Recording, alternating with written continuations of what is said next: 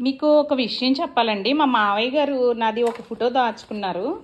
ఆయన చనిపోయిన తర్వాత ఆయనకి ఒక సూట్ కేసు ఉండేదండి. ఆ సూట్ కేసులో ఈ ఫోటో అనేది దాచుకున్నారనమాట. అంటే నేను ఓణీతో ఉన్నానండి ఈ ఫోటోలో, మీరు గమనిస్తే.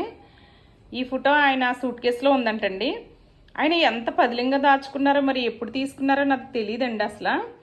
మా వారు అందు గురించి ఆయన షెల్ఫ్లో ఆయన ఇంపార్టెంట్గా పెట్టుకునే వాటిల్లో కూడా దీన్ని ఎప్పుడు కూడా ఇలా దాచుకుంటారండి. నేను అందుకే దాన్ని ఎప్పుడు కూడా తీయలేదు నేను ఇందులో నుంచి. ఆ విధంగా అయితే మావయ్య గారికి నాకు బాండింగ్ అయితే చాలా బాగుండేదండి.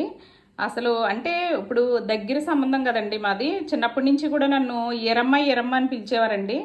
అంటే మా తాతగారు వాళ్ళ అమ్మ పేరు ఎరమ్మ అండి. మా మామ అందరితో కలిసిపోయి అన్నీ కూడా సోషల్గా కార్యక్రమాలు, అందరి పెళ్ళిళ్ళు కుదర్చడం ఇలాంటివన్నీ చేసి చాలా బాగా అందరితో పలకరించేదంట. అందు గురించి అలా పిలిచేవారండి. తర్వాత ఎప్పుడు ఈరమ్మనే అనేవారు. ఈరమ్మ ఏం చేస్తున్నావు అనేవారు. పెళ్లి కుదిరిన తర్వాత అనడం మానేశారండి అలాగా.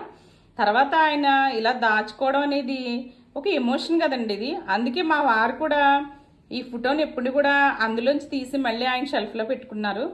ఇది ఒక తీపి గుర్తండి నాకు. ఆయన ఉండుంటే అసలు ఎక్స్ప్రెసివ్ కాదండి. మా ఇంట్లో వాళ్ళు ఎవరు కూడా ఎక్స్ప్రెసివ్ కాదు. అంటే మా అత్తగారు ఏంపినా ఎక్కువ కొంచెం రిజర్వ్డ్గా ఉంటారు. అంటే వాళ్ళందరూ కూడా నాతో బాగుంటారండి. కానీ నా అంత గలగల మాట్లాడేయడం అలా కాదు. కొంచెం సైలెంట్గా ఉంటారు మా వారితో సహా. కానీ మా మావయ్య గారు నేను సేమ్ ఒక్కటేనండి. ఆ ఊళ్ళో కూడా ఆయనకి చాలా మంచి పేరు ఉంది. ఇప్పటికే ఆయన మర్చిపోరండి. ఈ ఒక ఎమోషన్ అండి, కొన్ని జ్ఞాపకాలు అంతే కదండి. అవునా కదండి? మీకు ఏమనిపించిందో కామెంట్ చేయండి.